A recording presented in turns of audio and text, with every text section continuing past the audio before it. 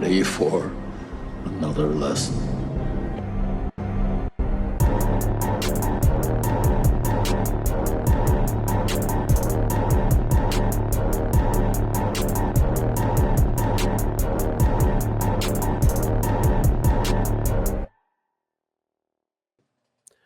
What's up, everybody, and welcome back to Back Row Banter, your favorite casual movie talk podcast. It's been 20 years, but we're back home on our Discord server of Ithaca. Joining me today, it's not home Nathaniel Gingrich. What up, folks? I'm not home, but now I am. Maybe. Question. Nathaniel joins the podcast next week. Hood's up. He's like, "Hey guys, I've been on a journey." Eddie's scraps. Only been a week, dude. Yeah. Ellie the corgi doesn't know me anymore. Yeah. Did you dye your hair gray? You grown a longer beard? Did you add to your beard? Do you have beard extensions in?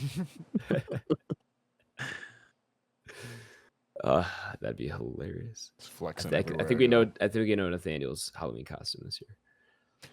Yeah, you think I need to go full Odysseus? It's Odysseus as a beggar. Just for the next 6 months, just only work on biceps, and then wherever I go, just start stringing a bow. Yeah, exactly. Just a practice bow. Just curving it. It's like Nathaniel joins the call. Where's Nathaniel? We just hear the strum of a bow. It's just bong.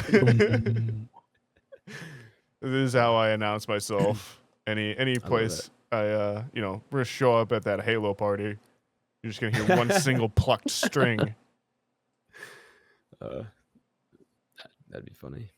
But I'm not home. Also joining us today, it's Trojan Tyler Vidalis. Hello. Hello. No affiliation with the condom. Wow. Although if they are sponsoring. Yeah, I would take a Trojan sponsorship. No matter what, it sounds like we're covered. Hey. Hey-o. Wow. That was a good one. Just need an insurance sponsorship. Thanks, to guys. really bring that one home too. Yeah. Morgan and Morgan. Morgan and Trojan. No matter what, we got you covered. That's code BRB 10. Get your 10% off. Yeah, right. on the link below. Yeah. This episode is sponsored by. I feel like part of me is like, cut this. Like, this is public. No, because I like it's a big it. episode. Like, a lot of people might tune in here. Like, I like the idea that the ad would come in between the introduction of two of the cast members as well, too. Like, just the most inconvenient get time. Out of the way. Yeah. You can't skip over this one because there's banter. Exactly. You can't 15 seconds past this ad. You can if you have YouTube Premium. Oh, sure. We edit the episode especially for you. No, the system does it. It lets you just jump ahead. Wow. If they're doing like in the middle of the ad reads, they're doing their own things instead of like, because you can insert, I think, the timestamp for your ads. Yeah. I think whoever uploads it can automatically, but YouTube will do it automatically. It'll just see to where most people have skipped to. And then it'll just kind of start to slowly take that time frame down, and then it'll just automatically do it for you. Workaround, but that can there's definitely some lawyer that ran through that shit 1,000 times. Oh, for sure. Morgan and Morgan. No. I'm kidding. Speaking of, he just Trojan horsed an ad in here. Oh my Trojan God. Tyler. Let's go. Boom. Segue. Next introduction. Segue. Rounding out the squadron today. It's Big Beggar BlakeHolder. What's going on? Nathaniel, you'll get over there? Yeah, I'm good. I was not where I thought you were going with Blake. Yeah, I didn't know either, but that was that's a good one. That's a good one. That meme of not even a meme clip kind of turning into a meme, whatever you want to call it, a Robert Pattinson For saying, sure. somebody get these beggars out of here. I can't get it off any of my feeds, and I don't want it off of any of my feeds. It's funny every fucking time. It's funny. Let's just get into it, man. Let's get into it. There's so many things to talk about in this movie. There's so many lines of dialogue, characters. Yeah, there's a lot to unpack this, and we're going to need every minute of this episode.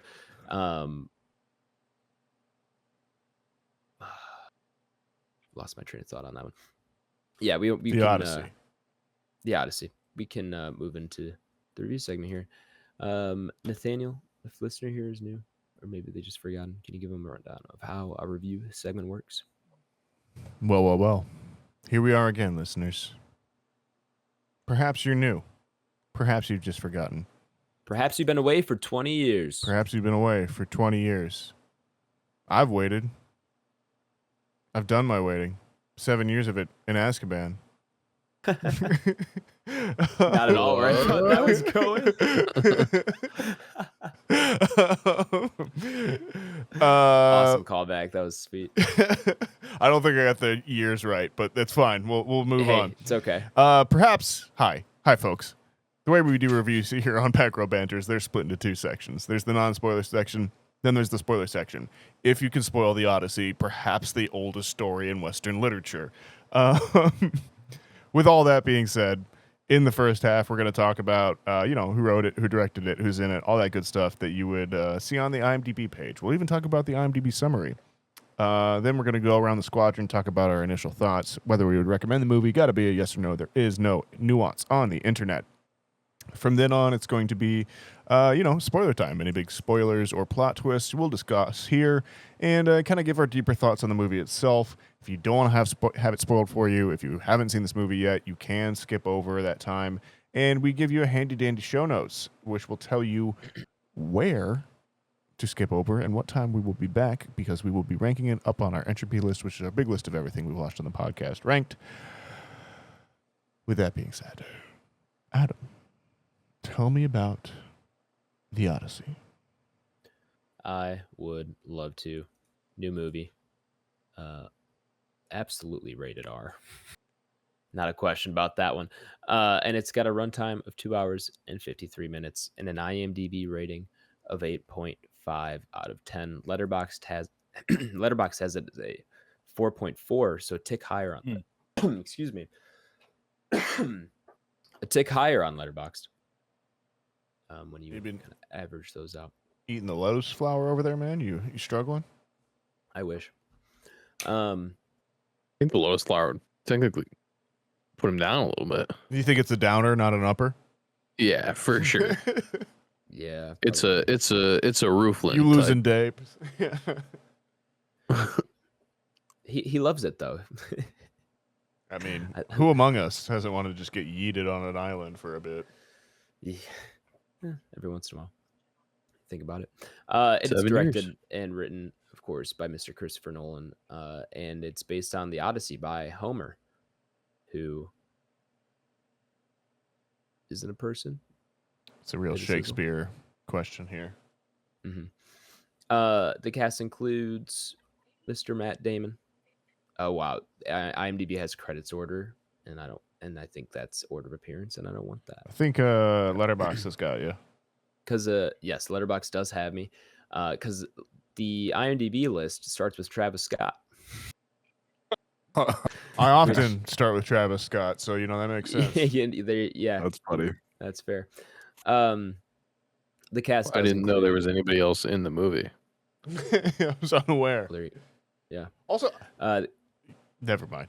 Get into it, because I love the fact that just the Travis Scott of it all. The fact we gotta save it for. We'll get into it. Yeah. We'll get into it.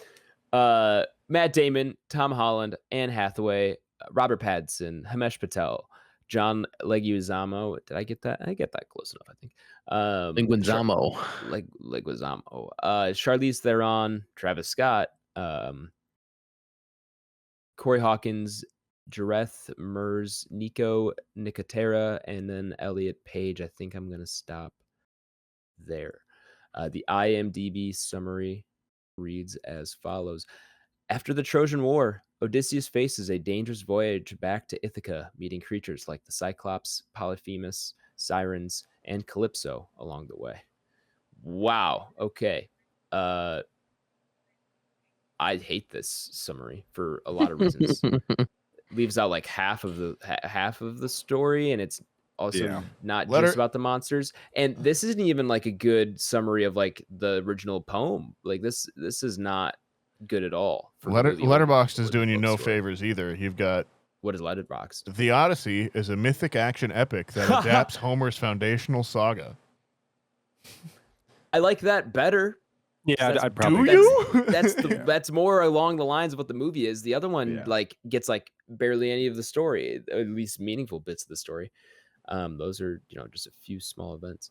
Anyway, it's the Odyssey. You've probably been forced to read it at some point in your education if you were schooled, or you pretended to read it. So everyone's at least heard of it, I think, and a lot of people have read it, and now we're watching it.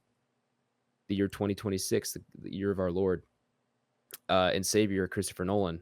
We've been waiting 3 years since Oppenheimer, which we were all incredibly high on, if I remember correctly. I think everyone was pretty on board with that one being pretty awesome. And now we're back. We're viewing experiences for everybody. I was able to catch this on IMAX Saturday night, sold out theater. Busiest I've seen the theater in a long time. Any theater. I mean, that was a lot of people. Probably since Barbenheimer, honestly. That was probably the last time I saw it this packed. I really don't. Yeah, there was a ton of people at the theater, which is awesome to see, of course. Same with myself. I mean, I didn't catch it Saturday night. This is obviously release weekend. For those of you who don't know, at least here in North America, because I don't believe it's released in a few countries externally yet, or internationally, I guess the word I'm looking for. But yeah, nonetheless, so I saw it Sunday morning. I did a Sunday morning IMAX showing, fucking packed, right? Like a Sunday 10 a.m. It's a 3-hour movie, right? Sunday 10 a.m. IMAX, and unbelievable amount of people in the theater, as expected. Did have a funny viewing experience though on my end. So guys, while we're talking about that, I had one of the experiences of there was an older Black lady who was sitting next to me. Wow. And yes, and they're by herself, it's totally fine, which there's no problems with that. And you could tell she was very familiar with the source material because there are certain bits that she would catch on to like really quickly compared to other people in the crowd. You can kind of like hear bickering a little bit or see gestures, see heads moving. So she's very familiar with the source material, but absolutely somebody who was not comfortable with action or gore on live screen, right? Or on a screen. Like I think she was more comfortable reading it or perhaps being a writer or whatever her preferred medium is. And one of those things were like totally familiar with the source material. Somebody has an axe and swings it. And she's like ducking. Like it was like one of those. Yeah. And I was like, this is going to be a long fucking movie, man. So like I had that movie going experience, and she was able to kind of get her horses right, kind of calm down for most of it. But yeah, the first like 25 minutes, she was like on edge in there. So that was funny for me. That is great. I was on a Monday afternoon. Did you make it to an IMAX, or did you settle for Lake in the Hills? I couldn't do anything in IMAX just because, I literally looked, I think Saturday and then again Sunday morning, and pretty much any theater, whether it was here or out in like South Barrington or Streets of Woodfield, because those are like the main three that I'll go see. Anything from like 1 o'clock in the afternoon on was jammed. So I caught it in laser, but still good. When I originally bought my tickets, I thought that there were more people in there, and then when I got in there, it was me and one other dude. So I'm like, oh, okay, sick. Not bad. Yeah, I was like, I guess I found the one showing that people aren't in. So I'm like, good. Well, I think that also is a testament to how much they've gotten the message out about IMAX. Because, I mean, every IMAX room is booked. And I think the fact that people might be waiting to see it in that format.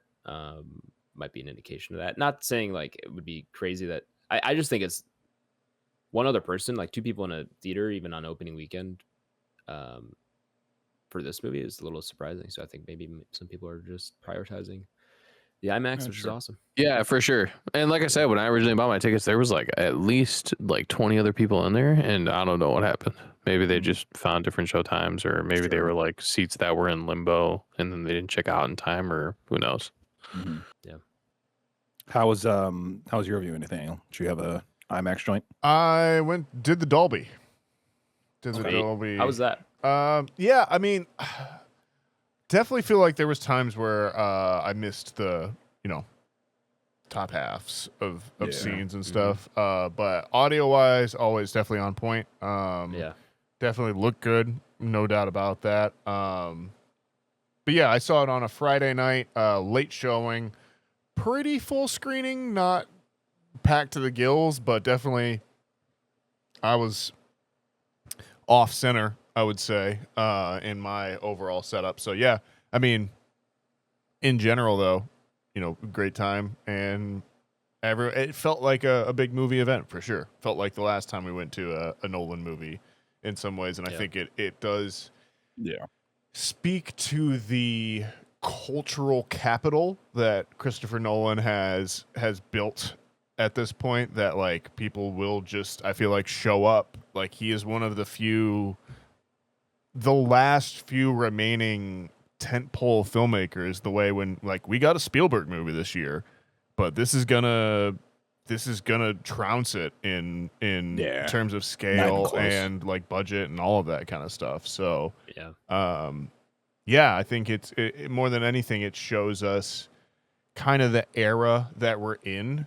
I think where true craftsmen are probably appreciated and can kind of market themselves as such, but then like that just makes the gulf between that and just the slop that much more distinctive as well too, I think. And then that's maybe, what we're kind of talking about and commenting on this year. I feel like this has been a very much a feast or famine year, and it's kind of been trending that way for the last few years, where your movie might be amazing or it might be dog shit, and it might be like anything that is just a movie nowadays, that kind of like formulaic nonsense is also like has been shoved down to the dog shit layer. Like it's better to be bad and interesting at this point than be bad and boring. And maybe that's always been the case, but like it just really feels that way nowadays too.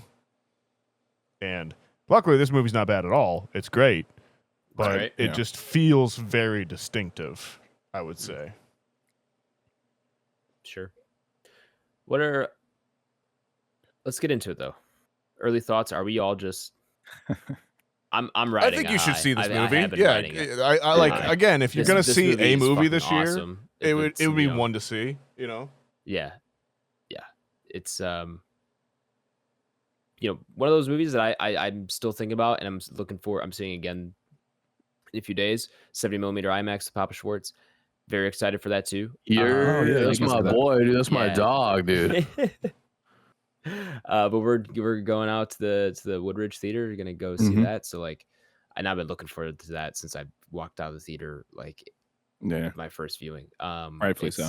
It's definitely one of those monumental movies, and similar to Oppenheimer that we'll be talking about for a while. Similar to Dune 2. Not a bit this time. But like, it's definitely one of those movies that I'm gonna remember. My first viewing, my second, and then like it's one that I'm gonna put on, here and there over the next couple of years. I think it's I'll save that discussion for more of this. Sure.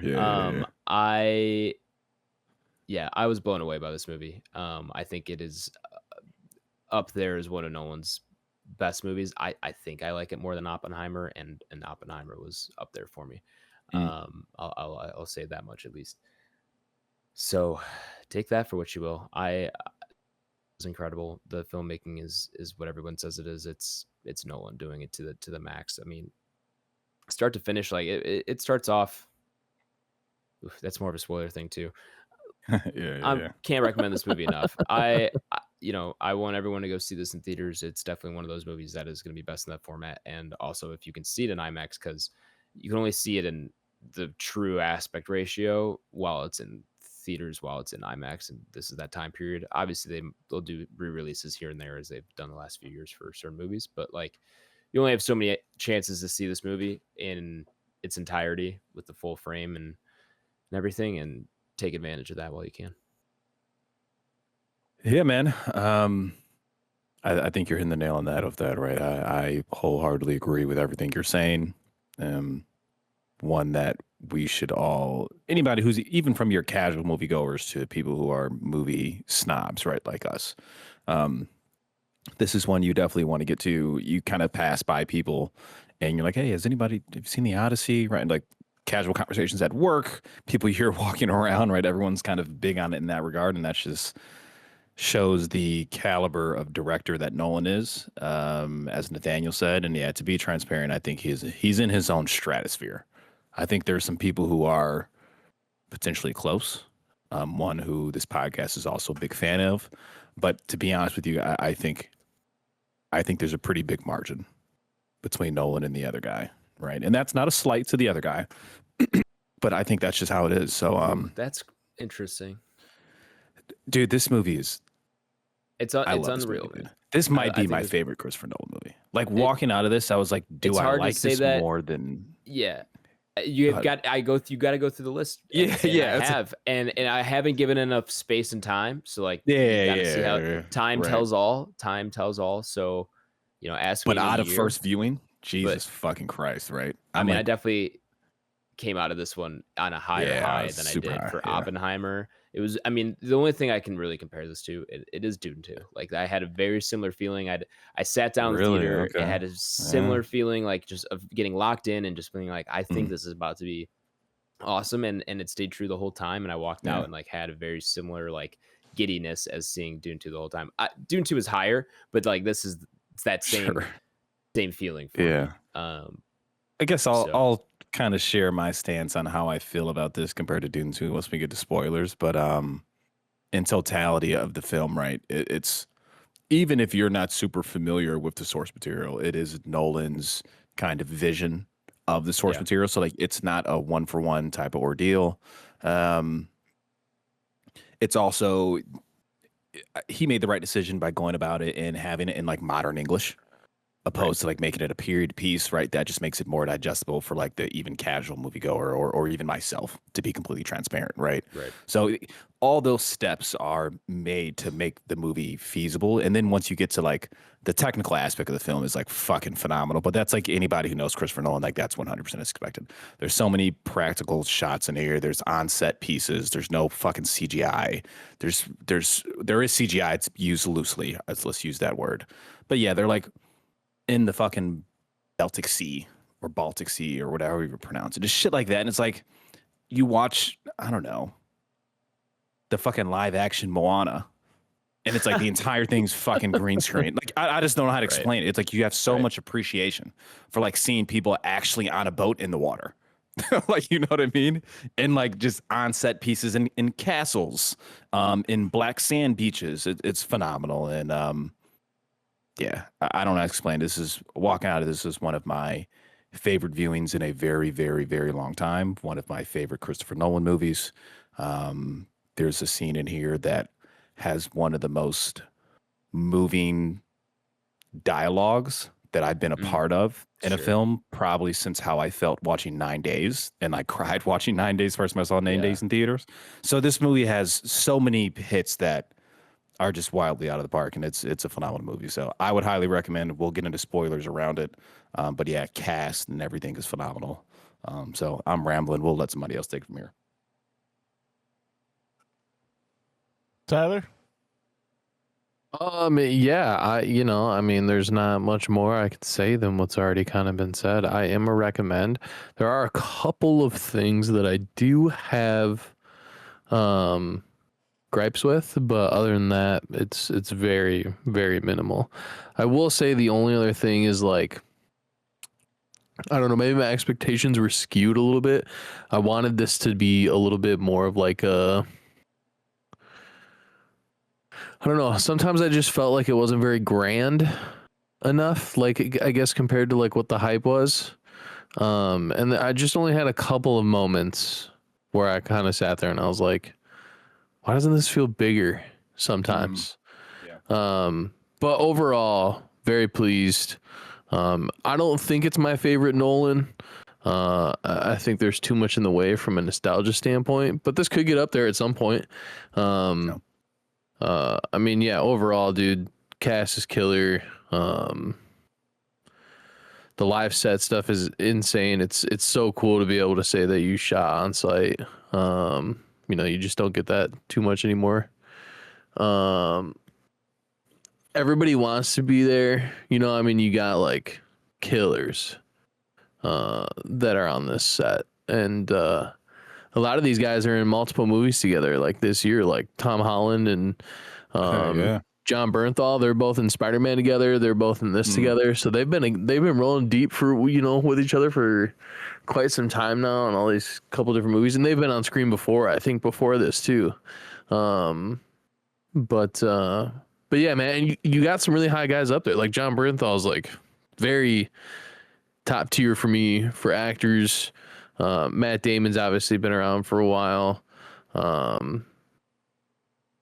man, it's crazy. It's good. I'm gonna recommend. Oh, and score. Oh, score. 100%. Good call. Yeah, good call. See, you found something ahead of Midsummer already. Yeah, suck it. Okay. Nathaniel, what you got? Definitely recommend. Definitely go see the movie.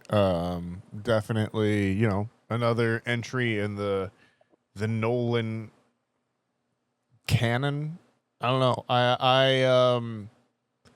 I don't feel like I was necessarily as swept away as maybe everyone else was. This is a solid, you know, like this is a 8.5 out of 10. Like I loved it, but it's not going to be a personal favorite. I don't think it's my favorite Nolan. I don't think it's like right there with you, guy. I don't think it's quite there for me. I feel like in a lot of ways he's kind of like, you know, emblematic of like, I like that he's done it. I like that he's done his take on it. I think he's got a great take on it overall. But I think personally, sometimes I'm just not as not on board, but like as passionate as I would hoped I would be in some ways as well too. And maybe that's familiarity. Sure. Like the Odyssey is definitely a story I am familiar with. I I've read the book a couple of different times. Exactly. And like I've seen different movie adaptations of it as well too. So there is definitely a certain amount of like, even if I'd forgotten a lot of what happens, as soon as I'm in a scene, I'm just like, oh yeah, okay, here we are. You know, what's going to, you know, kind of flowing through what's going to happen next. I will say like a thing that I noticed was I felt like the editing was really fast at some points, in particular, like just conversations. Like I never felt like we settled into a shot for a lot of this movie in some ways as well too. And that kind of bothered me. Do we feel like that's just kind of who Nolan is at sometimes? I feel like his dialogue is very like exposition driven. Oh, right. Like when I think of like Tenet, for example, it's just like, well, it's partly that. Boom, boom, boom, boom, but boom, boom. I'm pretty sure it started with Tenet that he switched his editor. I think this is at least the second. This is the same editor as Oppenheimer, and to me, Oppenheimer was like that, where it was just like it was almost a montage, like a 3-hour montage. Yeah. At certain points, I really did feel that. And like, yes, and this one, because it didn't. I noticed it as well, especially in the first act when like they're kind of just getting things out of the way. Especially, it did feel like, wow, a lot of things are happening very fast. I know this feels super organic, but I didn't need that personally, because I was like, I already know the story, and I think some of that's maybe me giving Nolan a little bit too much grace in that regard, because first act was a little rushed. I found myself butting up against it in particular, and like with the depiction of Penelope, where she's kind of like, okay, well, let's get into the spoilers for that. Let's but I guess like I just feel like some of yeah. those scenes, like that was where I felt it the most, and that was the part where it like kind of suffered a lot, where I was like, well, you kind of you could have made a different choice here that maybe made this a little bit more. I agree. I agree that set up. So I definitely feel that. I think Damon's good. I think he's good. I think Holland's doing a lot of acting in this one, and I think he's nails it for the most part, but it takes a little bit to sink into out of everyone else. Yeah, I agree.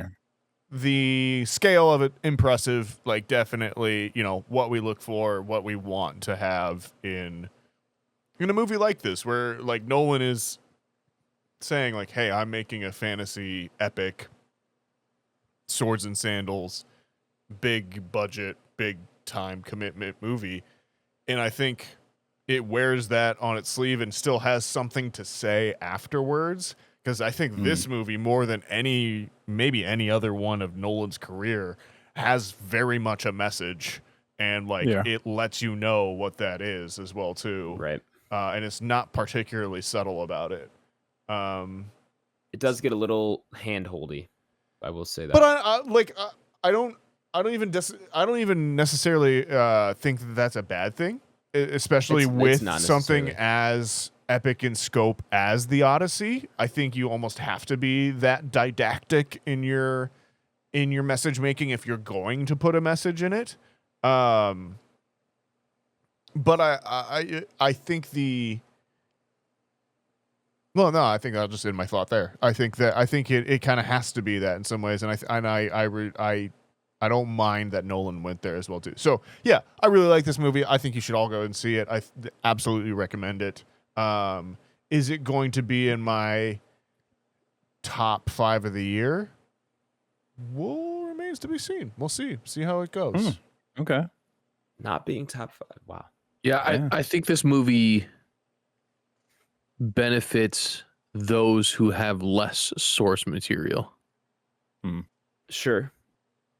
Less of a relationship with it, maybe. Yeah. If you haven't read the book, or you haven't seen, just even like reminiscence of other storytellings of things that are happening simultaneously or within this story as well. I grew up with the Armand Assante 1990s television movie version of this. I don't know if anyone else has ever seen that at all, but like it's about as faithful as you can get from like the mid 90s television. So like it goes the Cyclops scene, but it is full on claymation Cyclops, and I mean it kind of rules in that way as well too. Oh, for sure. But like it's definitely a different vibe. I feel like Continue, Tyler. I'm sorry. No, that was pretty much it. I just wanted to. That's kind of when you were saying a couple of things that you were saying. That's just kind of where my head went as far as. I do think, I think Nolan has updated it for contemporary audiences. I think he's done an excellent job of that, and I like truly. I'm happy if this is your first experience and exposure to the Odyssey.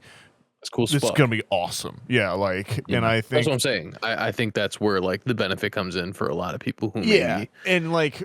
In my version, like I remember those things fondly, but I also remember it as like this weird thing I saw as a kid. I bet if I watched it now, I'd be like, "This fucking sucks." I prefer this version as well too. So, definitely recommend. I think we're all 4 recommends. Let's do spoiler time so we can. Let's do spoilers.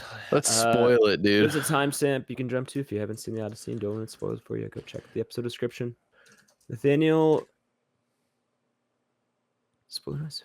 This week I found Discord has a soundboard here, so let's try one of these. Okay. Whoa. Quack.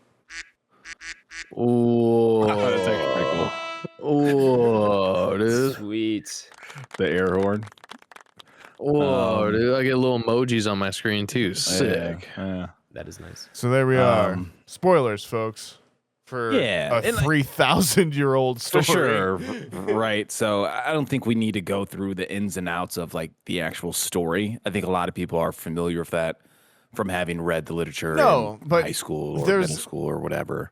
The take of Zeus's Law, I think, is a new spin on this that I had not come across. So it is and it isn't. in Emily Wilson's foreword, she definitely talks about I think the word is xenia with an X. But she does like talk the about like warrior hospitality. princess? I'm sorry. I said like the warrior princess. I don't think this. Maybe that one's named. I don't think he has any idea who that is. I don't. I don't know either. I'm not gonna lie to you. All right, cool. Glad This is such a. I'm not surprised. This is such a I guess Gen X, early millennial. Yeah. Cut. Anyway, she talks about hospitality is a big theme of the original text, and xenia, and the idea of letting the stranger into your home and welcoming them, and how that fits into life and trying to maneuver around, the Greek Isles and everything back then. So that is a big theme of the story. He does give it a label of Zeus's law, which is like I didn't love, and it kind of bothered me. And that's when I say like it's a little bit handholdy. Is like he throws that in your face over and over again. Like they say it so many times, Zeus's law, this and that, and so it's feels very pointed with a message and stuff like that, and it's a little heavy-handed at certain times with how much they are referring to it. That did bother me a little bit, because it opens with that's the Tom Holland and Robert Pattinson, right? That's essentially their dialogue, right? Yes, it's hey, like Zeus's law, you never know who's disguised as a god, right? Because they welcome in, he welcomes in a beggar suitors off the street who is Athena. Who they allude to, but you never see Athena in her physical form necessarily. Well, I mean, I guess, first we should probably backtrack a little bit. So before we even get to the Athena and Zeus's law and suitors, the cast and the scale of this is so grand. I didn't even know fucking Travis Scott was in this. So like, as I'm sitting down and I'm like, is that fucking Travis Scott? like I had one of those ordeals, and I was like, no way. Like I'm like talking to myself, like there's no fucking way. And like the more they kept showing his face, I'm like, oh my god, that absolutely is Travis Scott. So like that was fucking mind blowing to me. Like having been a guy who you guys know I'm not a trailer person, like looking into spoilers or anything of that nature. So that was fucking mind blowing. Travis Scott apparently did one of the songs for Tenet, and like they've just been bros since then. Like, and like I what knew, a relationship. Yeah, like I knew about this from like a thing over there. It was just like, yeah, Christopher Nolan cast Travis Scott in his new thing, and I was just like, well, I guess we got that to look forward to. Like, what a strange choice. But I mean, I kind of love it. I like that Christopher Nolan's just like, yeah, he's my friend Travis. Like, yeah. So yeah, that was funny, and then we get into Zeus's law and like the breakdown of obviously Odysseus and the Tom Holland character. He's without a father, but yeah, it's such a huge scope. It's almost hard to like deep dive into what exactly we want to chat about. But I just want to show like the cast some love. So like the Travis Scott thing was fascinating. Immediately we saw Mia Goth. Didn't know Mia Goth was in this either. Sure. I was like, I'd forgotten. Yeah, so like there was just so many, but very Nolan. Oppenheimer was the same way, where there's so many high level actors that the average person knows, and they're just playing like one-off people in backgrounds. But I think, right, and sorry, Blake, finish your thought, because then I want to continue off of it. Go ahead. Because I think Nolan casts with the audience's thoughts or like the audience's feelings about actors in mind. And by that, I mean, like, he cast Robert Pattinson as the freaky dude, like the little jealous freak man. So that like you immediately as the audience see Robert Pattinson in the little jealous freak man role. And you're like, I know what's happening here already. And like he does that with every character. Like Mia Goth is the treacherous like maid servant. And if you see Mia Goth in a maid servant role, you're not like, well, there goes the pure, like innocent, trustworthy person. Exactly. Like he casts with your thoughts in mind about that already. And I think that, he's not like, I think that says a lot, or like that reliance on shorthand is another depiction of him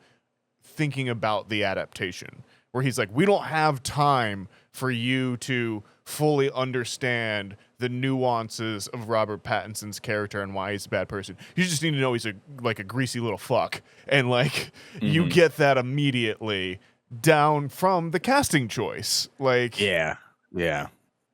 I think and it's just good the stuff. Robert Pattinson thing you're saying, man, like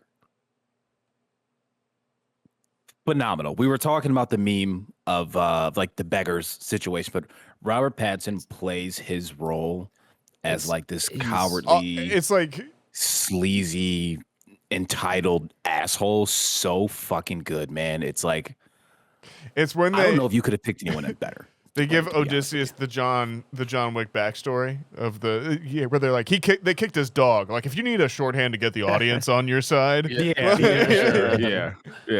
Like no, we have dare you. We have the best boy, a dog that is literally surviving to see his master one more time, and you're going to kick it. Oh, you want us to hate this man, which again just shows that a pile of shit. Yeah, humanity has not changed in 3,000 years. Where they're like, hey, all these guys want to fuck your wife, but you know what's really shitty is one of them kicked your dog.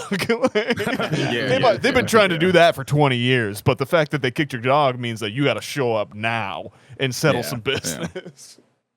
But Robert Pattinson, he's so sleazy and cowardly with it, where like we obviously know his intent to be with Penelope and the Anne Hathaway character so he can take over the throne. But even like the dog situation we're talking about, right? Like he kind of spin it like he's the savior of the dog. He's like, hey, like never puts himself. Don't kick the dog. Yeah. Like we'll leave him outside and just kind of let him die on the side where nobody can see it. And he's playing that two-faced role so good. And it's like, honestly, my favorite actor in the movie, in my opinion. It might be my favorite actor working at the moment. I'm not gonna lie. Oh yeah, I agree. And it's his mannerisms, his tone. I mean, even it's been memed now to oblivion, so we understand it. But even just his tone of when he's calling people beggars and plate lickers, it sounds the way like he says it. It's such a fucking slur when he says it. It's like you know how egregious it is when he says it. Right. And it's he's phenomenal, man. He gets better and better, dude. He's getting better, and it's scary because I didn't know that was possible. But this might be, man. You know, this. I keep saying it. Dude, I think he's the best actor working today. I agree. I will see anything he's in. Yeah, and I want to go and see his entire Chalamet's up there, dude. No, Pat Arbats clears. I'm sorry. I like Timothy, but like Robert Pattinson is just in a league of his own right now. He gets shut down in his own movie by John Leguizamo. How about some of the shots, guys? Like, what do we think of? Like, obviously, we know there's a scale. It's like an epic story. The scale maybe seems to what Tyler was saying. I think I understand what you were saying when, like, your pre-spoilers point where the scale sometimes doesn't seem epic. We know, like, it's an epic story. Yeah, if that makes sense. But like the shots don't always seem epic, if that makes sense. I don't know how to explain it if I'm articulating myself correctly. But yeah, like that's kind of how it came across. But there's some shots in here that are fucking phenomenal. Beautiful. Like dude. The shots where they open up the gates at Troy. Yep. And Agamemnon is fucking standing, like just like seeing that on screen, you're just like, this is what we come to the movie theater for. I will say that was one of my gripes, though, is we don't get like somebody for Agamemnon. And I know that's not like the point, because that would just be throwing another person that really isn't going to have like a ton of dialogue or any point to the story, because that's not who we're focusing on. But it would be cool to see somebody behind that mask that, you know, we actually know. Or I guess the helmet. Oh, I knew as soon as I saw the hair. I was like, man. Yeah, I knew that. I didn't know who that was at all. No, I was trying to figure that shit out for a long time. I was like, he wants to build a bigger bomb until someone makes a bigger bomb. I love John Bernthal as great Agamemnon's younger brother as Menelaus. I thought that was really great. I wish he was in it more. That's my only thing. Me too. for him. I think I just love John on screen. I think he does such an incredible job. I do as well. Got a lot of charisma. It's really his only way to get on screen more though is to have been Odysseus, because Menelaus isn't like a huge character in the book. Yeah, again, it's just there's different stories with him that are in it more, obviously. Like Troy, you know, there's just but that's just seeing it from a different point of view. So it's So I kind of low key hate that they made Telemachus a little bitch. He is a little bitch. I know, That's but the whole point. And he's he's especially a little bitch in the first half, and then he grows up kind of. I mean, he just goes out of his hometown and he sees like what the world is like, and he's like, "Oh, I'm a fucking man now." Yeah, that's kind of what happens in the book. I don't know if this is hot taken. I don't think I like Tom Holland as an actor. Like I think that's my biggest complaint with this movie. He's one of the weaker parts the Tom Holland role of this. Yeah. I think he's doing admirably, and I think he's growing into it. I think he is playing a variation on the Spider-Man character in some ways, and I think that's what he's kind of best at. He'll need to get some seasoning. He needs to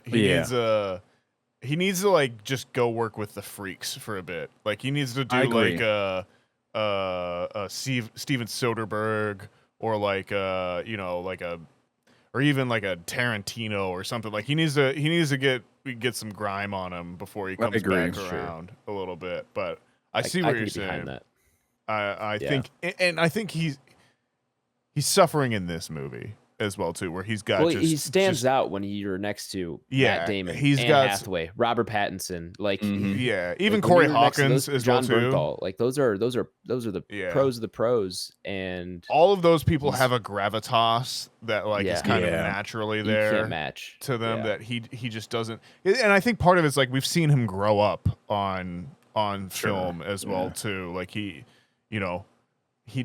still kind of is reading as boy who is learning his craft in some ways, even though he's like 30 at this point.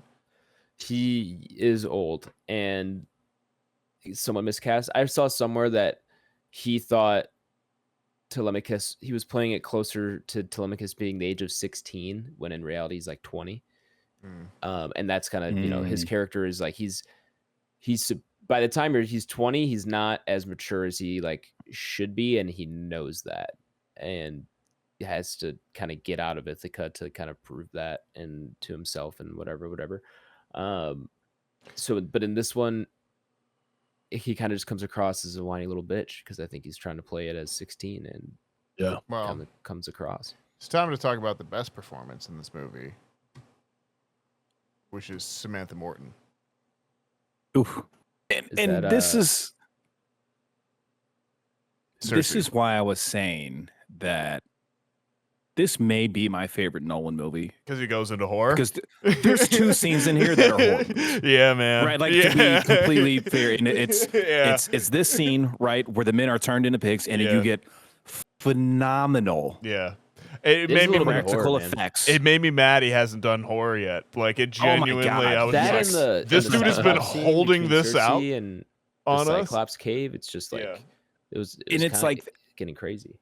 And that's when I was like, I'm game, dude. Yeah. This is like there's elements of fantasy, there's elements of Greek mythology, there's elements of horror, which obviously the story of the Odyssey has that baked into it. But to see Nolan dip his foot into that, I think the is horror realm for exactly me right. As like the fan I am, was like, this is amazing. It made me genuinely mad we had not gotten a Christopher Nolan horror movie yet. And I might get it though. Did you see? He said it. Yeah.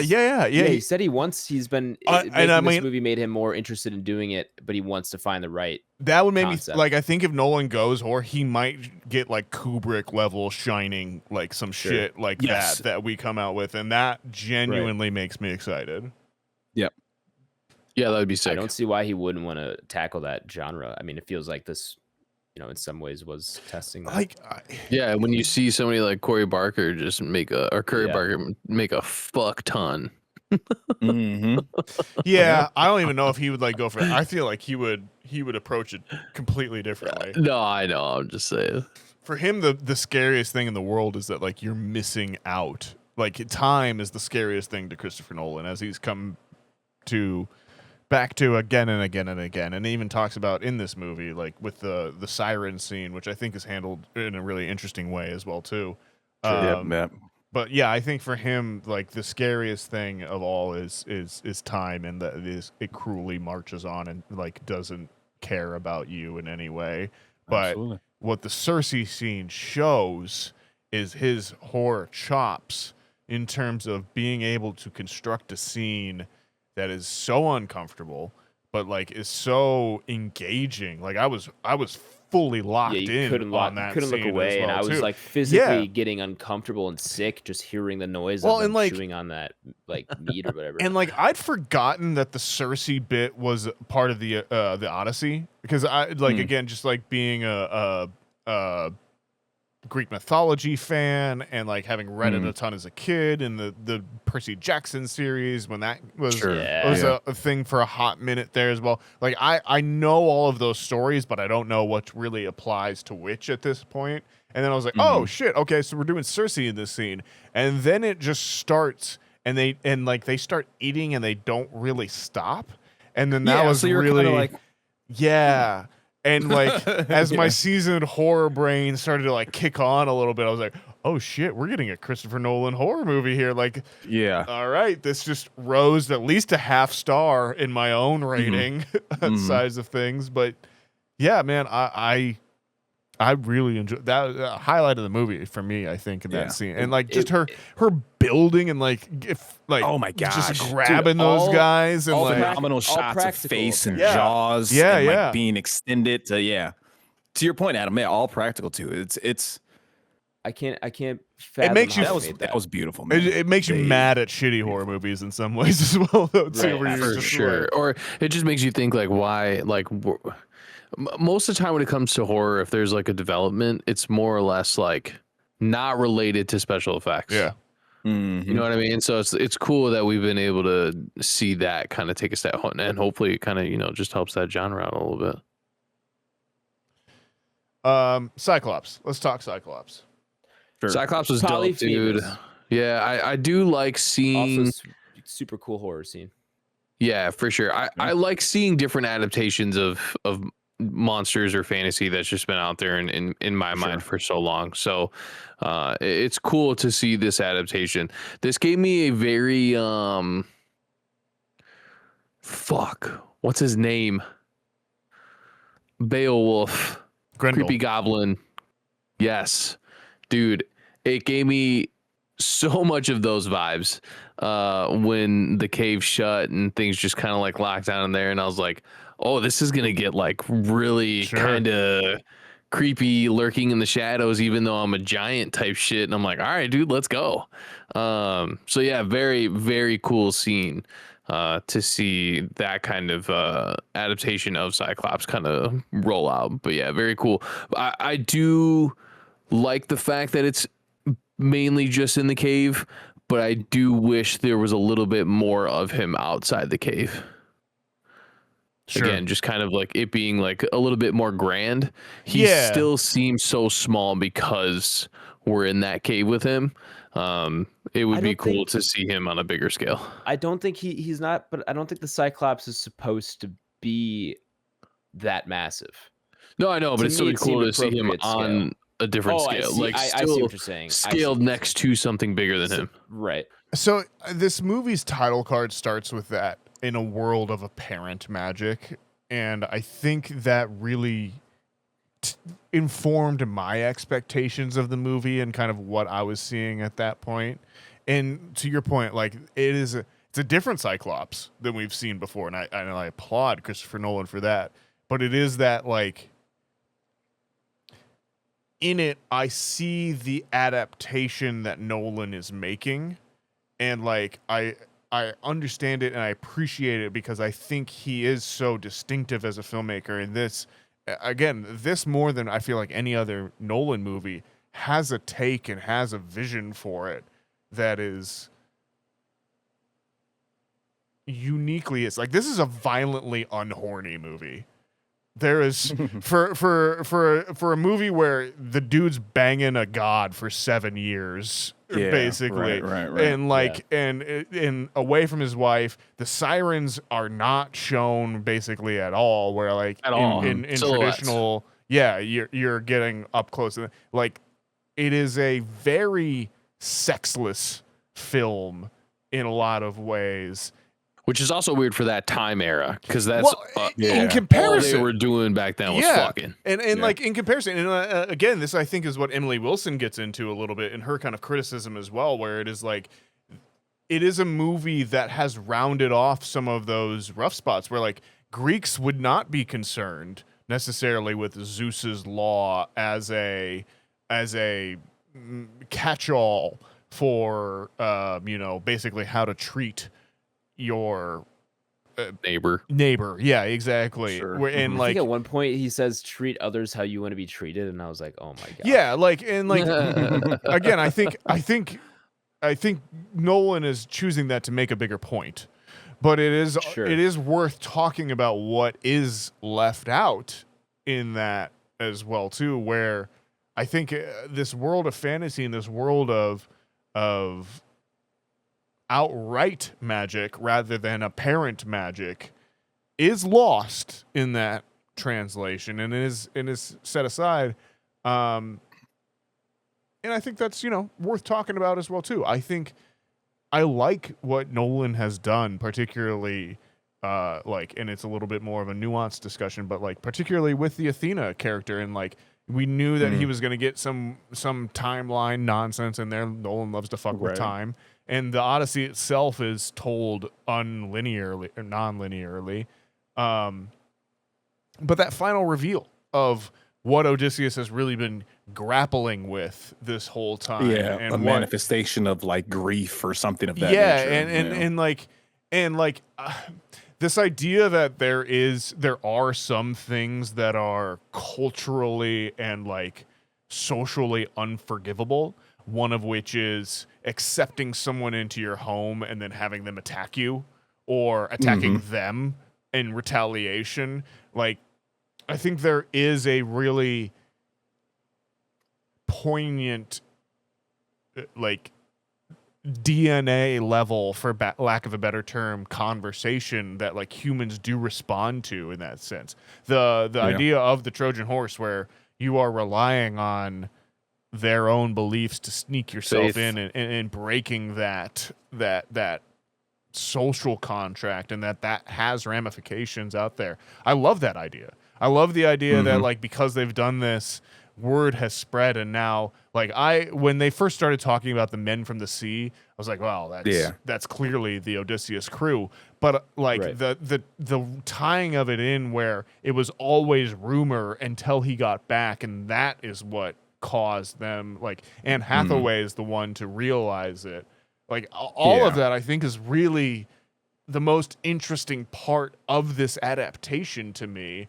And that's where I really respond to the movie. It's not necessarily in the spectacular moments, but in this more kind of grounded emotional side of it, which I think is worth recognizing and worth celebrating. I think Nolan's a smart, kind of, brave filmmaker in some ways to rely on that, rather than just, I think a lesser filmmaker would rely on spectacle, would be the Michael Bay of it all, and the big movie, big feels kind of thing. But I think he's trying to make a point in this in some ways, and an Odyssey for our time. Yeah. No, I mean, I think you're kind of hitting that on the head as well, and I think that's exacerbated by the sirens scene. Oh, right? I genuinely thought that was great. Like his interpretation of their song. Yeah, just how beautiful that concept of it, because like how could you create something that's going to register to everybody, right? Like it's like that. It's physically it's impossible.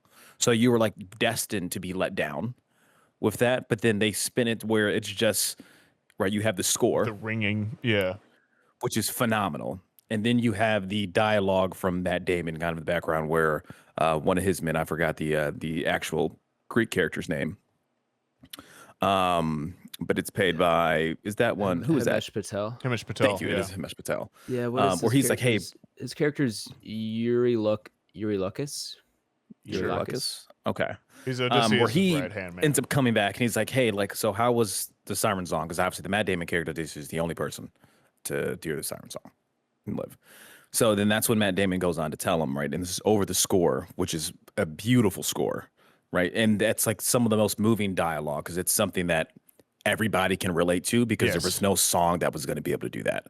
Yes. And the message of like all the promises that you failed to keep, and the message of things that you want the most you can't have, and what you most can't have is something you've already had and you lost it, right? And like those are things that are so relatable to everybody because it makes you reflect on people you've met, right? Things you weren't able to accomplish, another life that you just don't have, and all the other decisions that would have gone around it. So that was beautiful, and that's probably one of my favorite Nolan scenes of all time. I agree. And yeah, that just was done so well because going into it, like that's one of my, I was like, I wonder how they're going to try to pull that off, right? And I think they pulled it off as best as you could, to be honest with you. I can't really think of another way you could go around that and kind of hitting home to a large amount of people as possible. I agree. I think it was handled really well. That was one of a few very beautiful pieces of writing and monologue throughout the film. We can maybe talk about the other one later.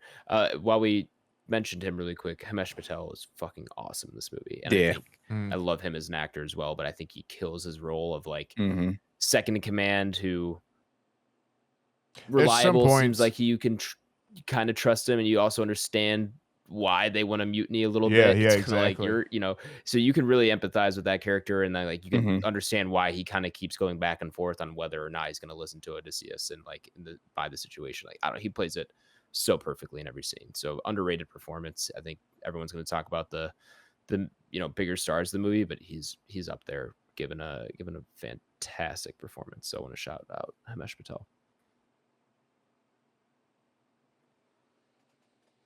Yeah, it's one where it makes you reflect on, like, I think Himesh Patel should have an opportunity for one of those best supporting roles at the Oscar, but there's fucking 50,000 people in this movie. Like, I don't know if any of them are going to be able to get that nod. Like, you know what I mean? If anything, John Bernthal, I think, would be even more. Sure. Like, I think he does more with less in that moment as well too. Yeah. We should talk about the trip to Hades. That's a cool scene. Might be another my arguably favorite scene, like, horror scene. Oh yeah, for sure. Pretty, shot so well. Shot so well. Also practical of them coming out of the ground, just on location with like the black sand. And then I forgot the character's name who gives them the prophecy. It's something with a T. Tiresias. Yeah, I think it's Tiresias. The blind beggar. Yes. I think it's James Remar. Yes, that is. Yep. Great voice. But you hear from Elliot Page and his character. Great role as well too. Think does a good job. Great casting too. Great you were casting, talking about and then yeah. Go ahead. I was just gonna say like that. Talk about doing a lot with less screen time. I mean, he might even do a better job than John Bernthal.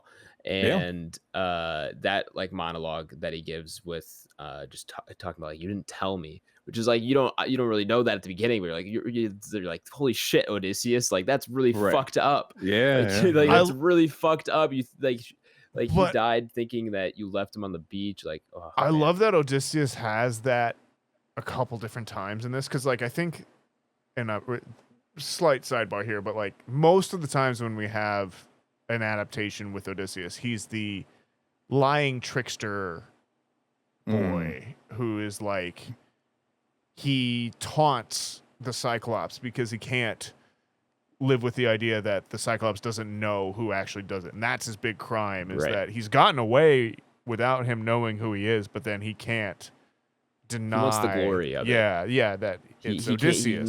He wants the legend. He's a general. Yeah. Like the guy knows and has lived by wanting the glory his entire life. Right. He is the dude that like the gods have chosen him with the strength to be able to string the unstringable bow. He just happens to also only be the only smart one who can. That's his biggest strength. It's his cunning and deceit. Yeah, exactly. Sure. Where the choice to make it a man grappling with a decision that breaks cultural norms, but is immediately advantageous, but might have broken the rest of the world, is just very contemporary, I feel, and very 2026 of it all. Yeah. And it is funny though seeing Sinan just kind of like run on the screen and then just get plugged. That's and that was what I was driving back to with this. Is that like it is a. Again, back to casting. Like, I think Nolan is knowing exactly what he's doing with pulling that character in there and that actor in there, and like what you as the audience are going to feel in there, and just making the Trojan horse feel like an absolute nightmare to experience. Oh my god, those scenes where they're in there and there's people fucking pissing on each other, shitting on each other, people dying. The tide's coming in. When he's phenomenal. When they drop out of it and he has to like almost like bear crawl for the first like 60 yards or so, and you're just numb. Like, exactly. You're just like, 100%. Like, I've never experienced that, but I know what that feeling is. Where Absolutely. Crazy Trojan horse sequence, both the scenes inside and like the guy getting stabbed and then like he wipes off the blood and everything like that, but then also so much tension building in the escape exit of the horse the night of the raid. Like, I kind of hate that it's just not on wheels. So I watched I watched actually just before we hopped on, was finishing up the interview that Jon Stewart did with Nolan, and Nolan talks about he had the vision for the horse for a long time, ever since he was supposed to direct the Iliad or Troy or whatever that was. Yeah. The image of the horse in the sand and how that, in terms of making that whole sequence feel grounded, it's like he wanted to make it feel like something that wasn't meant to be moved or brought inside necessarily, like, or brought inside the city, where like if it has wheels, it's kind of like, oh, that would just be like, oh, why, they would just move it in the city. Why would you?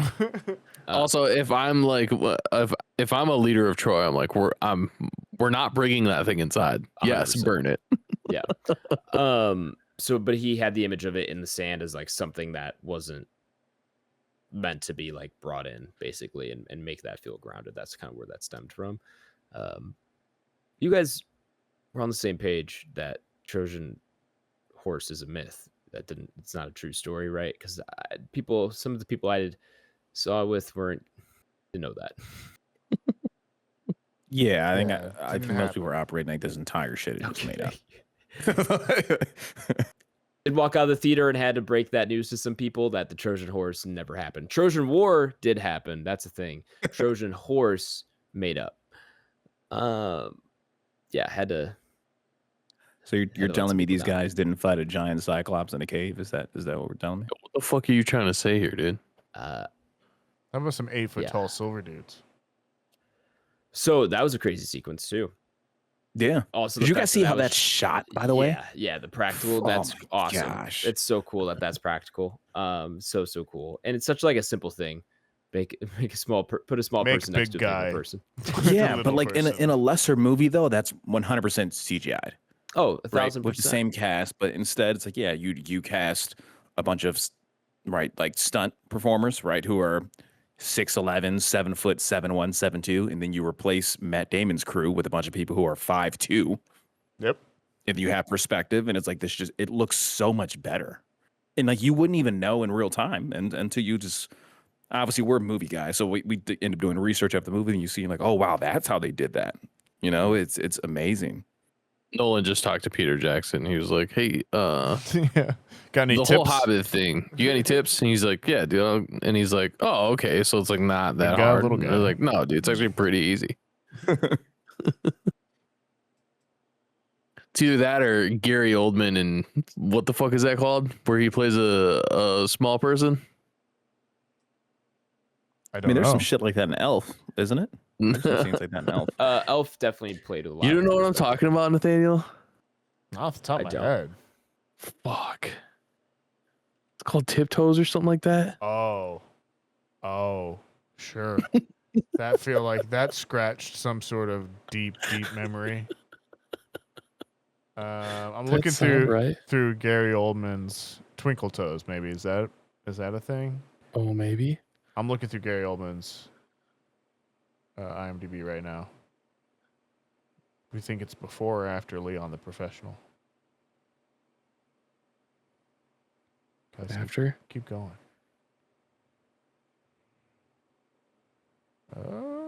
I don't see something. It is called Tiptoes, 2003. Listen, we're not going to talk about it.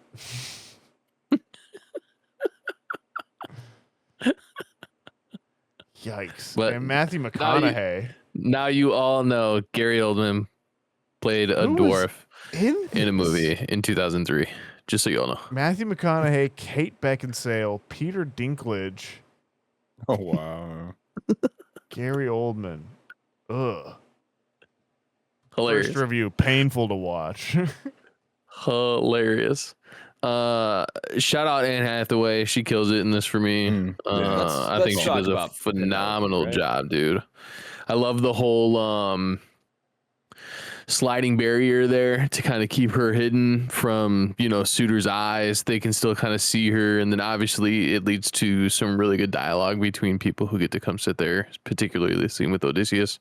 But yeah, I love that kind of whole aspect of her and what her image is and everything like that. I would say shout out Zendaya, but she literally does nothing in this movie, which is so funny. It's almost like they were like trying to cast somebody for it, or they hadn't cast somebody for it, and Tom Holland's like, "Hey, Chris, Zendaya's like not doing anything right now. Can she like come hang out?" And he's like, "Yeah, we'll put her in a little white hooded cotton cloak thing and we'll let her be a god." Kills it. Yeah, just does a phenomenal job. Anne Hathaway, fantastic performance. I think she's acting her ass off. Two things. One, I don't like Penelope as a character in this movie. I think they reduce her to sorrowful, like grieving wife, when in reality, like Penelope in the original story is kind of Odysseus's equal in terms of wit. Like she's also very smart, cunning, and holds up to Odysseus. Been running that shit. Well, yeah, and she's also running. Yeah, she's running the town while he's away, which is alluded to here. And she talks about how she's actually basically been the king / queen the whole time, but she's done it solo and she's tired. But we don't ever really see that in action, and instead it's just a lot of emotion from her. And I would have appreciated kind of bolstering her character in terms of her prowess and what she's capable of and how smart she is. And I don't think that's fully reflected here. The only reason I'll play devil's advocate for the other side of this is because these are the moments that you actually would see a queen probably break down and be a little bit more vulnerable to like her emotions. Whereas if she is in front of everybody constantly solving problems, she's got to have it turned on. And I think she's obviously gotten to her breaking point at this time. So sure. That's the only reason why I'll rebut that. But yeah, no, I get it.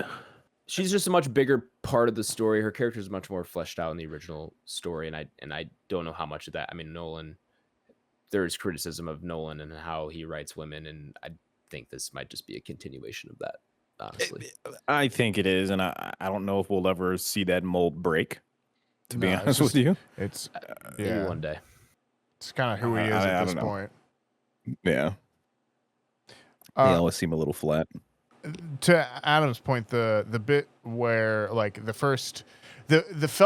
times that I felt the first act rushing the most was when it was with the Anne Hathaway character and like kind of setting up, and that's when I truly felt like it was just like each shot is 2 seconds long. Like we are not like giving us any time to see her emote and mourn and long for Odysseus. It's just like, I miss him. And then like smash cut, Calypso's island, Charlize Theron's there looking adequate because Nolan believes in a sexless universe where even when immortal Charlize Theron does not tempt you in any sort of scantily clad clothing or anything. It's just like, yeah, you were here because you wanted to get high. Yeah. Yeah, they don't even like allude to any of like the sexual relations or anything. Yeah. It's 100%. Crazy enough, you get a larger sex scene in fucking Oppenheimer. That's actually hilarious. Than you do in this. And that's a fucking biopic. That's funny to think about. Yeah, funny.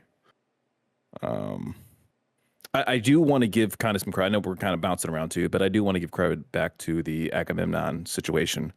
The fucking helmet with the spine. Darth Vader in his ass around. On the back, yeah, fucking awesome, dude. Like, yeah, it's no costume. It is funny though that it clearly looks like there's just a small man in a lot of armor.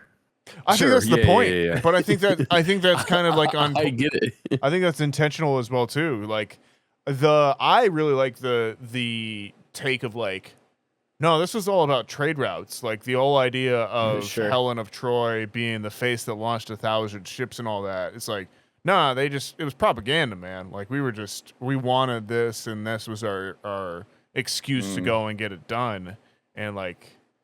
That's what this has always been about as well. It definitely makes that story feel more grounded in that reality. It's like, oh yeah, of course it's about politics. Yeah, I think it ties into that the breaking of the social norms and the like someone who is willing to do this is the one that should be punished in that sense, or like is cosmically being punished.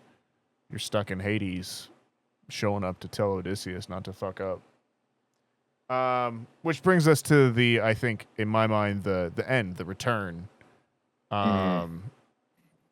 Great scene, huh? The final act. Does the trick with the bows, or the bow and the 12 axes. Yeah, 12, 15 axe handles or whatever.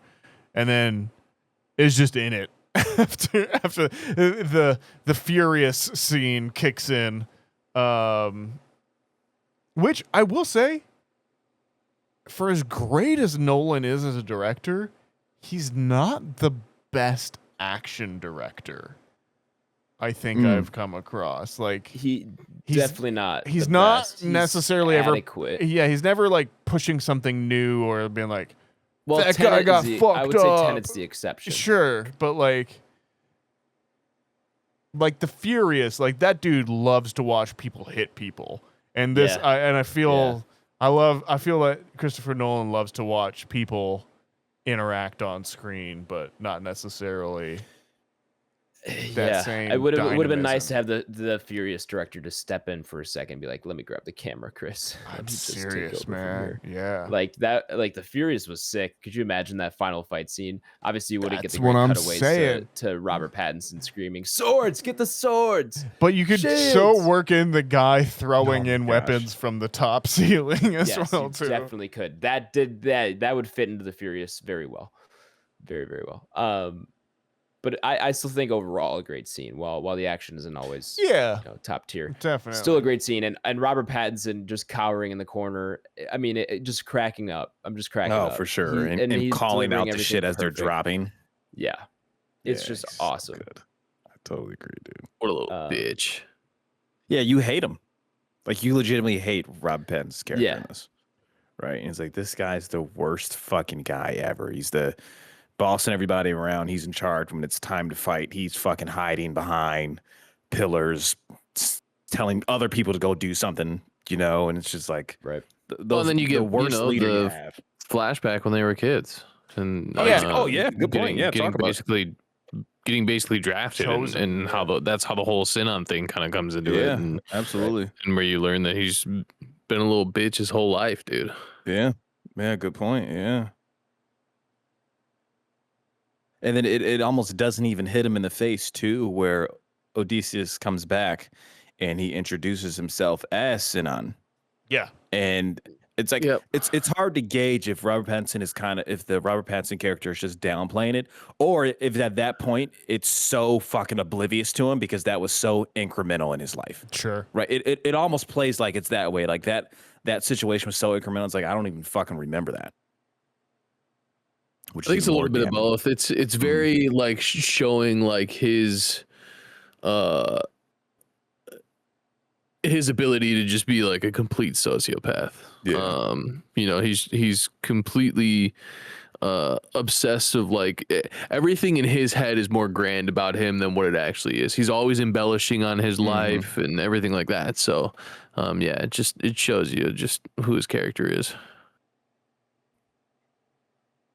Yeah, you're right. And I think even to add to that, I think he's even telling people that was he telling people that he fought next to Odyssey, or he was saying that he was going to, but he wasn't allowed? Yeah. Or something like that. He volunteered and he wasn't allowed. Yeah. Which is the bullshit. What happened. Yeah, he was saying like Odysseus told me to stay here and watch over Telemachus, and you know, like for me to protect him. It's like that's not what he fucking said, dude. Were you even listening? Fucking awful guy. Nobody fucking said that to you, you fucking idiot.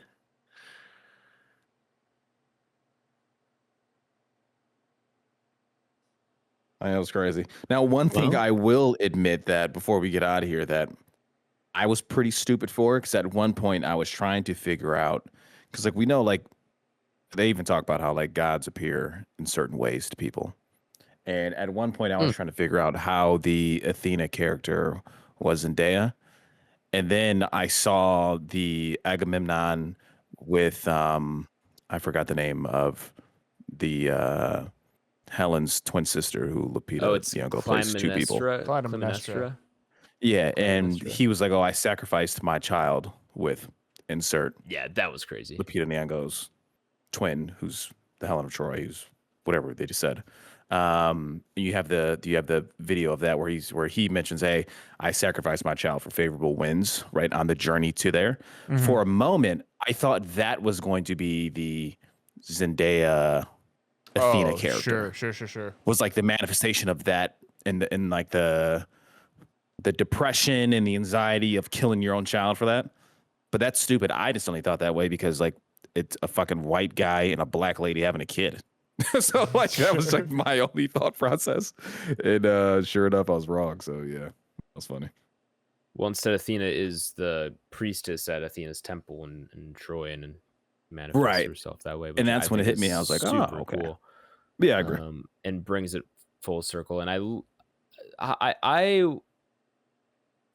have mixed feelings about, like, I was kind of hoping we would get like full gods on screen, which I think would have taken this into more full fantasy. Yeah. I mean, it is a fantasy story at the end of the day.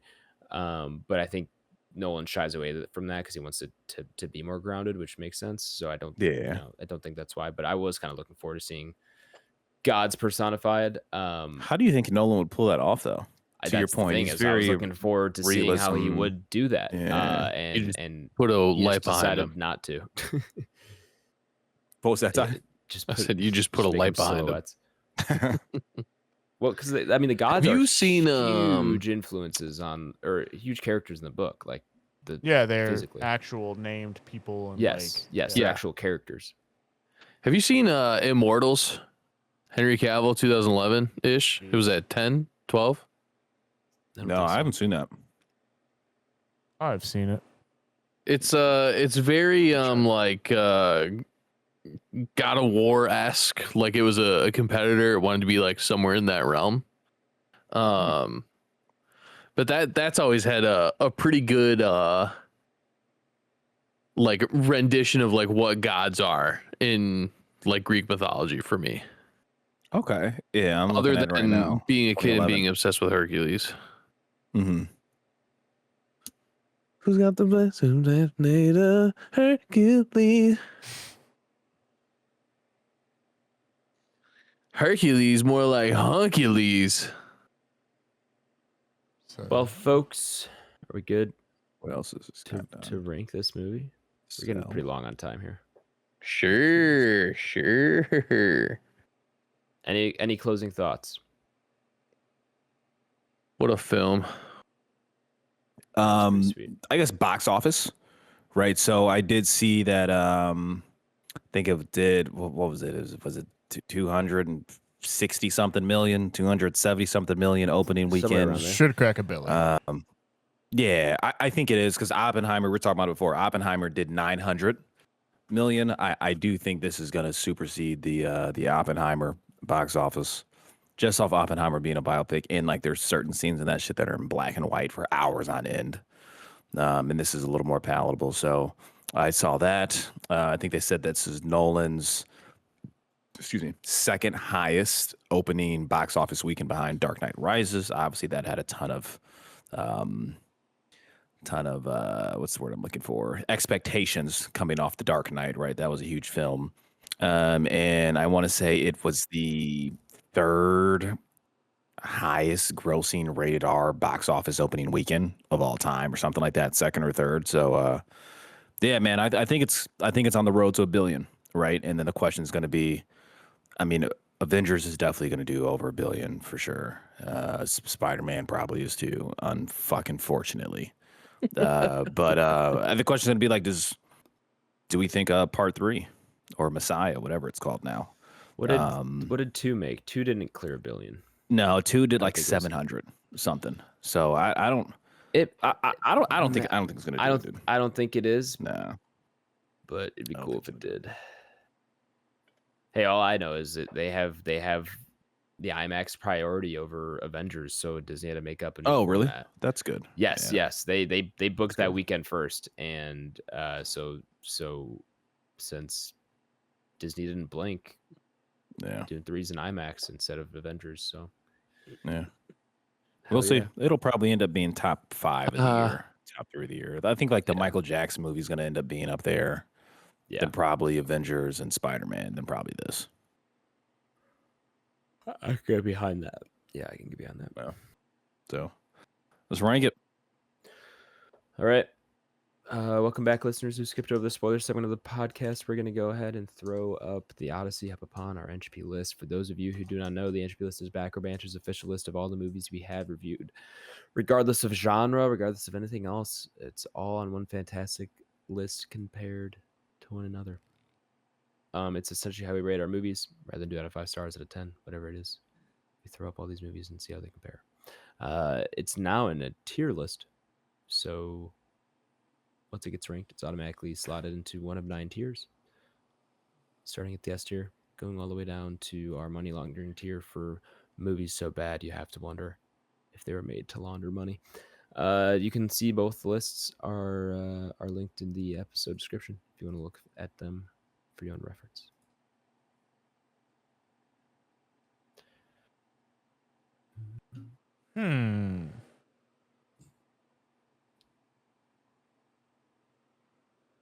We got a spot already. Let it rip, man. Yes. You may be the lowest of this, though. I think I might be. It's me or Ty. What are you thinking, though? This is probably the floor we're operating at. 36. 36. Where are we at? Below Furiosa and above Green Knight. Okay.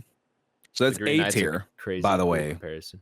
T2 is the cutoff, where T2 is where A tier becomes effective. T2 was a thing I thought about, but it was Furiosa where I was just like, I like Furiosa more than this, I think. Like in just a general like thing that I would put on an evening just to chill out and throw on kind of thing. This is definitely still in that. Oh, well, we're watching the Odyssey. We're going to watch all of the Odyssey, and it's a 3-hour commitment, like, thing for me. Yeah, I hear you. Terminator 2 is really a borderline as well, too, there. It was the fact that those two are together that I pushed it below it, so. Okay. 36, above The Green Knight, The Departed, Lord of the Rings, Two Towers, which is arguably my favorite Lord of the Rings. And you're fucking nuts. Yeah, I am, but I'm crazy. Batman, what was that, 2019? 2022, Jesus. Zodiac, Spider-Man, Dune, Part 1. down below it as well. Above it, we've got from me, Terminator 2, Furiosa, Lord of the Rings, number 1, Green Room. Green Room's big for you. Yeah. Okay. I'm a smidge lower. Okay. I figured you two were operating on the floor. Where are we at? I'm going to be at 41 behind Zodiac. Okay. Two Towers is just too hard to pass. Yeah, I knew that one was going to be difficult for you, brother. Departed is right there too. Zodiac is fucking very good. Yeah. And then again, there's other movies below that I think probably should be a little bit higher for it, especially if I'm going by my Nolan list.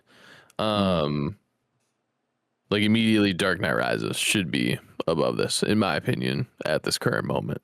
Where's Dark Knight Rises? 45. 45, yeah. Yeah. And then some people, you'll probably get people who would argue Dunkirk, which is a little bit lower than that, 52. So yeah. But yeah, I think that's a good spot for me. Okay. Adam, my man, it's me and you. We may be finally, it's about time. Get these haters. Somebody get these haters out of here. Yeah, right. All right, man. I'll let you take the floor first. I think we're probably thinking kind of the same area here. Like we both said we love this movie coming out. I mean, I love this movie, dude. Me too. I agree. And Probably I think I'm favorite gonna Nolan continue to. I agree. Totally and agree. So I've got to put it over the highest Nolan movie we have, which is The Dark Knight at 9. And I think it clears. I think I'm fine with that. What's our Nolan list? Dark Knight 9, Dark Knight Interstellar 9, 20. Inception, No, it's Inception. 16, Yeah, Interstellar 20, Oppenheimer 23. I don't know if we did. You've already named Rises. off plenty of movies that this does not go above. I don't somebody get these haters out of here. Yeah. And then Rises, I don't even know where it is because it's so bad. It's all the way 41 down. or something like that. Whatever. 45. Excellent. Did you just say because it's so cares. bad? You just said The Dark Knight Rises is bad. For the record, Nathaniel and I did not call this movie bad. We just don't think it's our favorite Nolan. Yeah, and which is valid. I mean, this movie's still really good. Yeah. But yeah, dude, we're talking about fucking Nolan's list here, dude. Yeah. Talking about Schindler's List, dog. I think it's up there. And so I start looking at what else is in the top 10, and I think I'm comfortable putting this above Pan's Labyrinth at 4. Okay. Yeah, now we're talking. Okay. Who the fuck do you think you are? You're just doing that to smite us. You can't just say Pan's Labyrinth and just breeze over it. That's clearly a slide against me and Nathaniel. That's fucked. That is. Just wait until we rank Insomnia. All right. Next time you pick a movie, I'm fucking tank, dude. I'm fucking. Well, can I put Whiplash we lower? get that anniversary up on there, man. Yeah, a lot of shit may for change real. in here. Yeah. But I'm locking in at 4. You're at 4, brother. Well, okay. But that dog shit movie, Pan's Labyrinth. Fuck that movie and anyone who likes it. Why? Because it's all in Spanish, dude. That's fucked. That's fucked up that you would say that. I like the reading movie subtitles, all man. in Spanish can't be as good as a movie all in English. That's crazy, dude. Somebody get this hater out of here. It is word for word what Adam said earlier, listeners. Yeah, so I'm much closer to where Adam is, right, in transparency. This movie evoked up a lot of emotions out of me while watching it. I mentioned it was the most moving scene that I've been a part of since watching 9 Days for the first time, and that's like what, COVID or 2021 whenever I watched that. And that movie holds a lot of sentiment to me. So then there's aspects where Nolan leans into horror for me as well, and you guys know I'm a huge horror guy. So like that knocks it up a notch. And there's a lot of shit in here that's in my lane.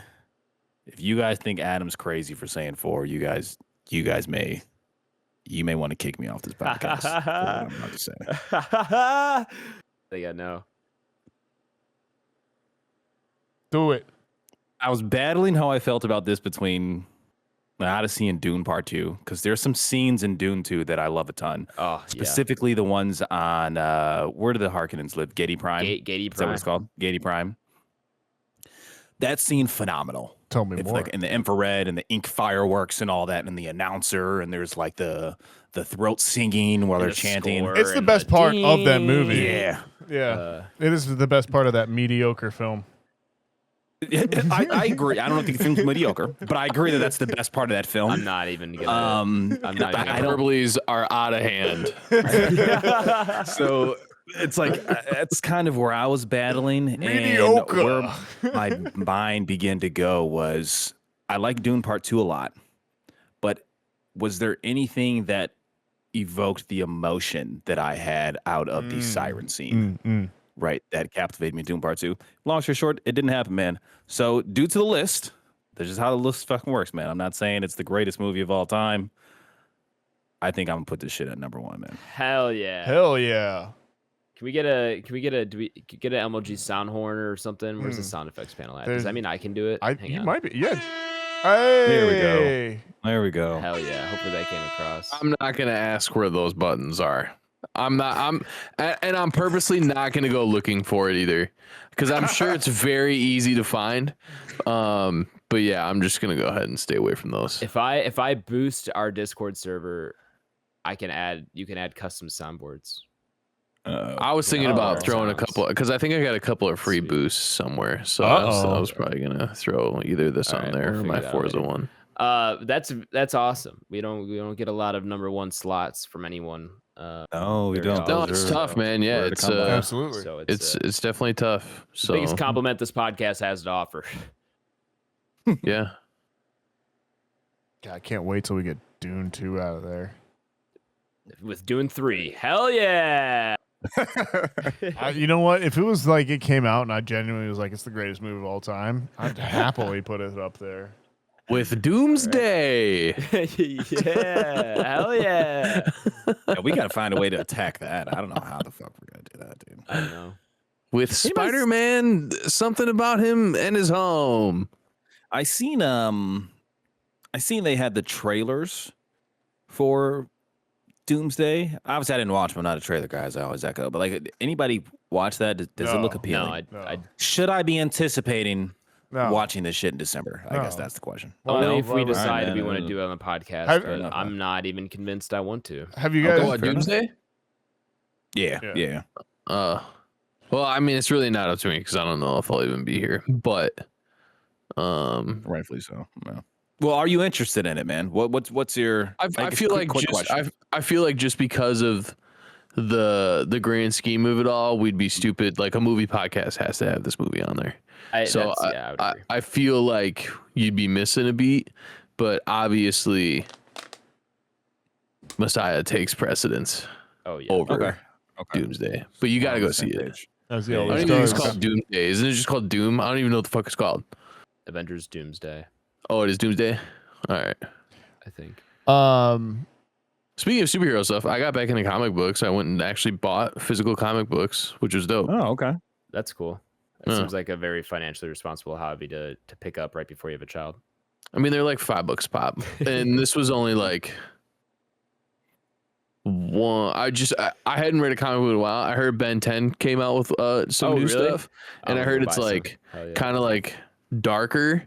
So I'm like, okay, bet I could totally go for like an adult, darker version of Ben 10. So I had to go pick it up. Ben 13. What? Ben 10 was dope. That's sweet. Anyway, the Odyssey. With all that being said, we ranked it at average ranking of 20.5. So that means we put it at 21, below Interstellar and above Midsommar. Wow, funny, man. I think that's probably a good balance, right? I think there's a lot of folks who will probably say Interstellar is Nolan's best film. A lot of people. That's probably the consensus would be my guess, right? Of the casual moviegoers. So I guess I can understand that, man. Yeah, it's up there. It's in the S tier though, Blake. You know what? We made it, man. Until these haters try to push us down. Yeah. Listen. All I'm saying is I'm very excited for when Nolan finally does his horror movie, and that will be I'm with you. number one, I'm sure. Sweet. I'm with you. Yeah. What if he adapts something crazy into horror? Like, what if he does a Stephen King adaptation or something? That'd be cool. I want it to be original. Yeah, I don't even know what I would want him to do. Maybe like some sort of like The Jaunt. Dude, some maybe weird he'll time redo thing. Jaunt would be crazy. Dude, maybe he'll reboot Pan's Labyrinth. Could be. That'd be offensive. You think you need an Americanized Spanish movie, you fucking asshole? Right. Samantha Morton was in the first Minority Report. Maybe he redoes that. That could be cool. Or maybe he does Total Recall. He definitely, Those aren't. We're losing horror. We're losing the horror. The Philip K. Dick. Yeah, no, the Philip K. Dick. Like all of those like future sci-fi ones where he's like, hey, maybe science leads us to bad decisions. I think Nolan could definitely. Yeah, he can explore that. Yeah.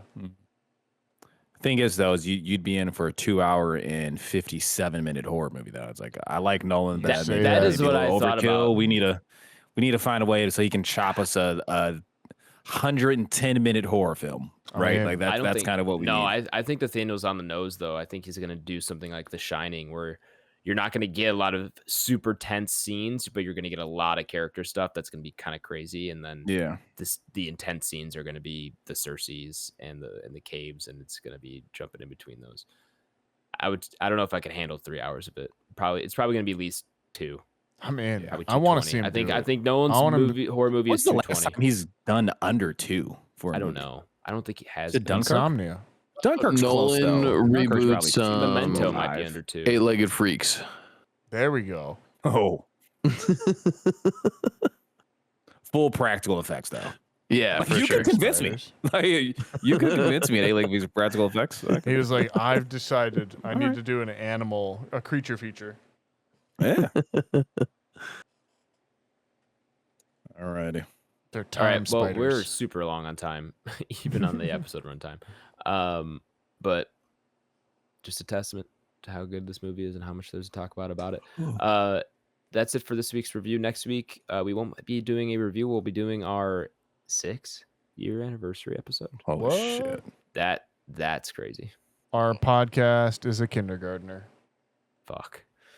Wow. 6-year anniversary app. So we're gonna be doing our re-ranks and our top 5s, and get Dune 2 out of here. That's never It going stays. to happen. Yeah, your chances decrease. It stays. This is the only movie you've gotten up there once since is this, and it was only Blake who put it up that high. You might be able to convince Adam to go up that high. You'll never convince me to be able to go that high. Hell yeah.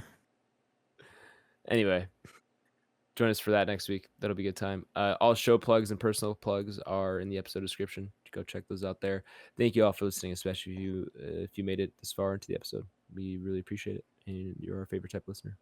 We'll see you next week for the anniversary episode, and we'll be RB.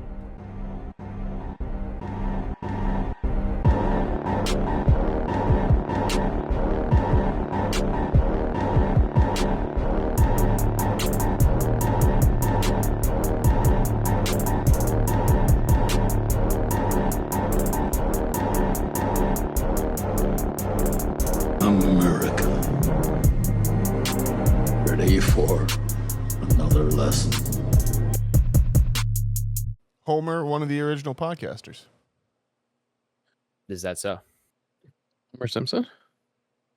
I guess is the Odyssey a podcast? Like, been kept alive orally? Yeah, it was a spoken word poem passed down for a couple generations. Two-tree. But it's like the two-tree. Like, it's spoken recording.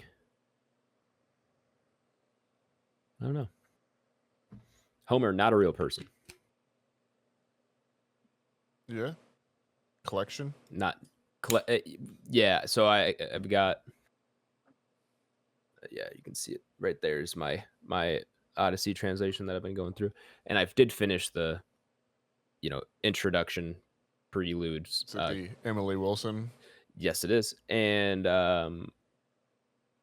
she does go over how like this was like we don't know who or how many people collaborated on writing this stuff down. Sure. Like this, and it's probably a collection of different versions of the stories. Oh yeah, because every there's different regional probably differences and all that stuff. So like, but like, Homer is like the title we give to this,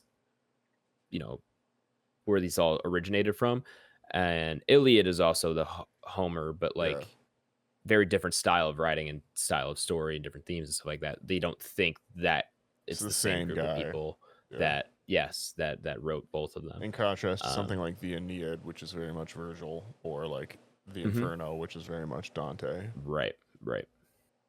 Homer is it's almost a euphemism. Am I using that right? I don't know if that'd be enough. Would that be a euphemism? Close enough. So yeah, the more you know. Cool. I mean, yeah, Emily Wilson seems awesome in every interview I've ever seen of her. So did I tell you she came to Mizzou and spoke for my freshman year? No. I mean, you might have, but like, yeah, I don't remember that. I remember you ever telling me about that. Yeah, my freshman year, I had to read this translation of the Odyssey, which had just come out within the last, I think this came out in 2018.